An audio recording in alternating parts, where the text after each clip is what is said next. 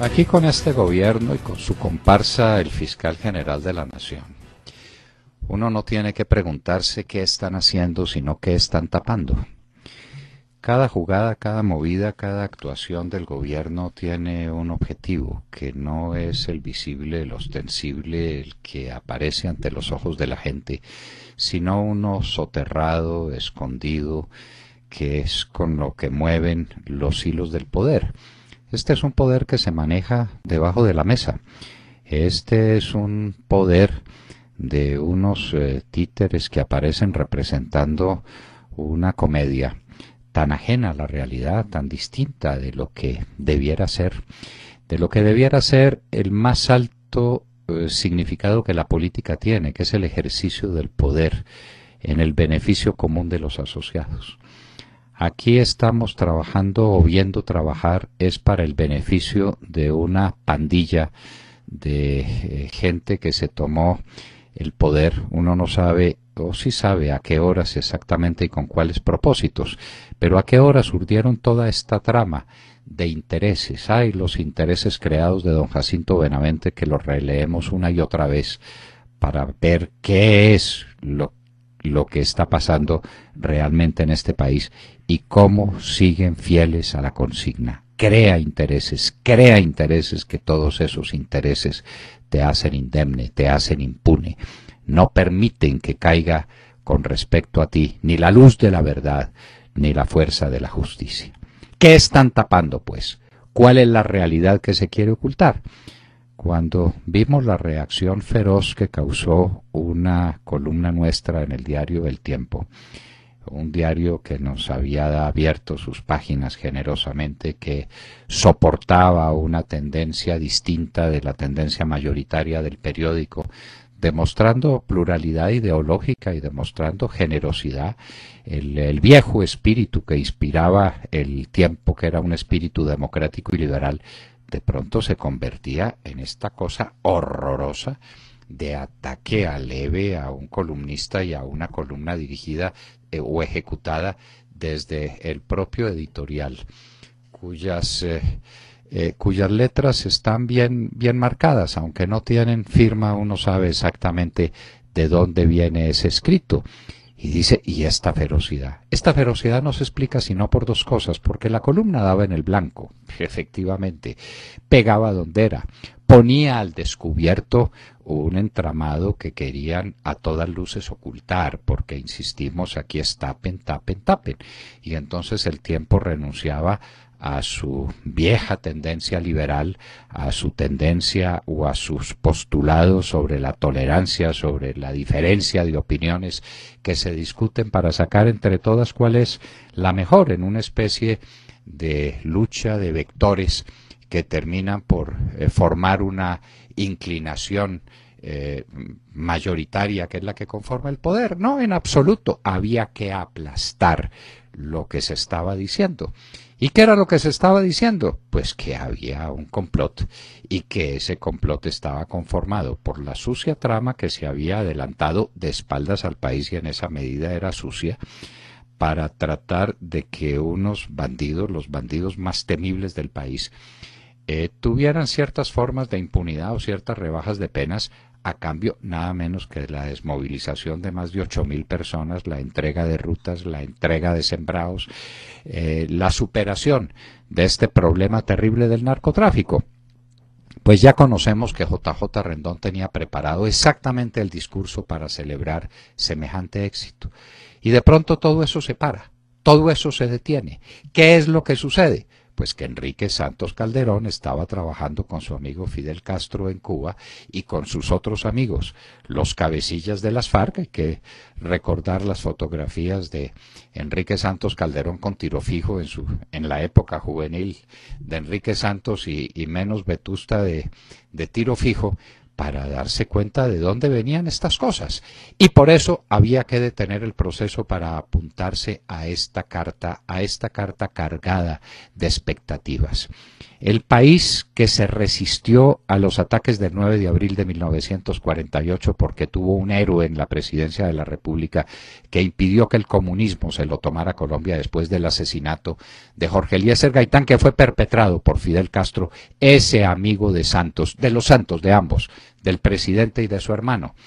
Ese país que no logró ser dominado por las guerrillas, las oleadas guerrilleras que lanzaba Fidel Castro contra Colombia. Fidel Castro, que está manchado de más sangre colombiana que ninguna persona en el mundo. Allá organizó a las nuevas FARC, organizó el EPL, organizó el ELN, organizó el M-19, organizó a todos los bandidos que atacaron a Colombia. Y ahora le agradecemos diciéndole que esa es la sede ideal para nuestros diálogos de paz. Eso era lo que se estaba tramando y por eso había que dejar atrás el pacto con los bandidos mafiosos para asumir este otro pacto con otros bandidos mafiosos, pero que tenían una máscara de comunistas y de izquierdistas que justificarían el paso a la historia de Juan Manuel Santos. Y obviamente había que allanar el camino. Y ese camino, ¿quién ponía los muertos para despejar los obstáculos? Los ponían las FARC, y entonces las FARC trataron de asesinar a Álvaro Uribe Vélez. Ese es un hecho, está comprobado. Los atentados contra el presidente Uribe quedaron al descubierto por las propias autoridades colombianas. Me tenían que asesinar a mí, quien les está hablando fue una víctima de ese complot el 15 de mayo del año 12, y eso está claro, asesinaron mis escoltas, pero sobreviví de milagro, y esa fue la mala noticia para tantos. Me imagino que el doctor Santos Calderón o los doctores Santos Calderón vieron ese momento terrible en el que yo salía con vida de un sitio del que no podía salir. Y había que neutralizar a las fuerzas militares, y en eso están precisamente, urdiendo una trama contra ellas para reducirlas, quitarles el ánimo de combate, el ánimo de lucha, humillarlas a través de procesos judiciales infames, reducirlos a la impotencia. Ese era el otro aspecto, y ya Colombia quedaba en manos de las FARC. Lo demás eran las zonas de reserva campesina, la impunidad para estos bandidos que ahora la encubren con el nombre de penas de trabajo social, según dice el fiscal, que es el otro alcahueta de todo este plan contra Colombia, y entonces así las cosas quedaban consumadas. Eso había que taparlo, y para taparlo cualquier cosa, y se inventan el cuento del hacker, de un hacker que interceptaba comunicaciones del presidente. A ver muéstrenos una. Ah, no, es una hipótesis, dice el fiscal. No sea farsante, señor fiscal, y me perdona si la palabra es muy dura. Es que hay ciertas cosas que parecen muy duras, pero eso es una farsa. ¿Cómo dice usted a estas horas, cuando tiene a ese hombre metido en un calabozo, que es una hipótesis de trabajo? ¿Y cuál es la hipótesis? ¿En qué se funda? En un indicio gravísimo de que había capacidad tecnológica para atacar los archivos del presidente. Luego eso se produjo. Y luego se produjo la venta de esa información. ¿A quién? ¿Nos quiere mostrar un peso? Porque yo le tengo la prueba de 12 millones de dólares que sí circularon. Tengo los testimonios de quienes los entregaron y tengo los testimonios de quienes los recibieron y que se trenzaron en un duelo de responsabilidades cruzadas. El uno dice que el bandido es el otro y que se robó los 12 millones de dólares, y Chica replica que no, que el ladrón es JJ Rendón, los dos íntimos amigos del presidente Santos. ¿Eso es lo que hay que tapar? No, no solamente eso. Hay que tapar la situación desesperada del país. Hay que tapar que las carreteras están bloqueadas, que el departamento del Huila está en manos de los bandidos de las FARC, de que la situación es terrible en muchos lugares de la República, que el Putumayo está en manos de las FARC, que el Catatumbo está en manos de las FARC, que la costa pacífica colombiana está en manos de las FARC, que en Arauca ya no se puede vivir y que obligan a la gente a transportar indígenas para que se tomen pueblos distintos de Arauca. Hay que tapar que el endeudamiento externo crece y crece y crece porque el gobierno está quebrado y porque lo que le van a entregar a los colombianos es una quiebra parecida a la de Venezuela. Hay que pauperizar, decía Marx. Si no hay pauperización suficiente, no se puede asentar el principio de la dictadura del proletariado. Eso es una técnica.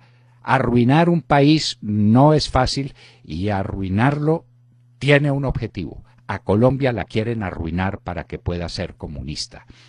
Y entonces quieren tapar la situación de los colombianos, la pésima condición de la educación, la situación dramática de la salud, la ausencia total de carreteras que cada vez muestran más sus limitaciones frente a las necesidades crecientes de un país que quiere tener una alternativa y que quiere ser un país pujante. En últimas, hay mucho que tapar. Y para tapar eso, esta farsa de los hackers y esta reacción brutal contra un columnista que quería solamente decir la verdad y que la seguirá diciendo. Ya quisieron callarnos una vez con una bomba y no lo lograron los de las FARC. Ahora nos han puesto otra bomba en los editoriales del Tiempo y tampoco nos van a callar.